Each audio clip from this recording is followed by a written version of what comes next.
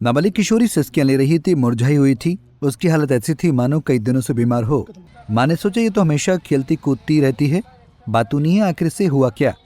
उसकी बिगड़ती तबीयत को देखकर जब माँ ने उससे पूछा, बेटी क्या हुआ, ठीक नहीं लग रही हो। उसके बाद जो बात उसने बताई, माँ के पैर तले जमीन ही खिसक गई। माँ को विश्वास तक न हुआ कि मेरी नन्ही परी के साथ ऐसी घिनौनी हरकत कर सकता है। जी हाँ, फतेहपुर जिले के थाना थरियाओं इलाके के एक गांव की किशोरी के साथ उसके गांव के एक युवक ने दरिंदगी कर डाली है। घटना के बाद से ही किशोरी सहमी हुई है। जानकारी के मुताबिक किशोरी के पापा किसी काम से बाहर गए हुए थे। माँ भी बकरियों को चराने के लिए जंगल चली गई थी। इसी बात का फायदा उठाकर गांव का ये राजेश दलित परिवार की किशोरी को बेला फुसला कर अपने घर लेकर गया। चूंकि आरोपी गांव का ही था तो मासूम किशोरी बिना कुछ सोचे समझे उसके साथ चली गई। इसके बाद राजेश ने जो किया, यकीनन उसको सुनकर किसी की भी रूह कांप जाए। उसने किशोरी के साथ छेड़छाड़ शुरू कर दी। जब पीड़ित किशोरी ने उसका विरोध किया तो उसने मासूम के साथ मारपीट शुरू कर दी और किशोरी के साथ दुष्कर्म की घटना को अंजाम दिया।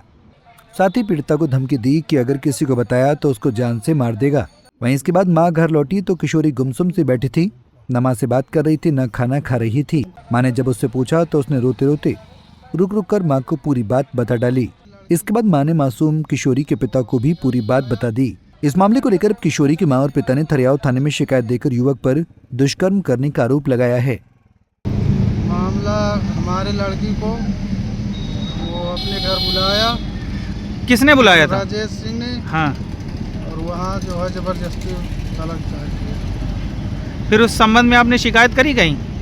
क्या करेंगे, थाने आए, थरियाओं थाने। किस गांव का मामला है? आसिफपुर। और परिजनों की शिकायत पर पुलिस ने आरोपी के खिलाफ मामला दर्ज कर लिया है। पुलिस ने जानकारी देते हुए बताया कि आरोपी युवक अभी फरार चल रहा है। उसकी तलाश जारी है, उसे जल्द गिरफ्तार किया जाएगा। पंजाब केसरी टीवी के लिए फतेहपुर से मोहम्मद यूसुफ की रिपोर्ट।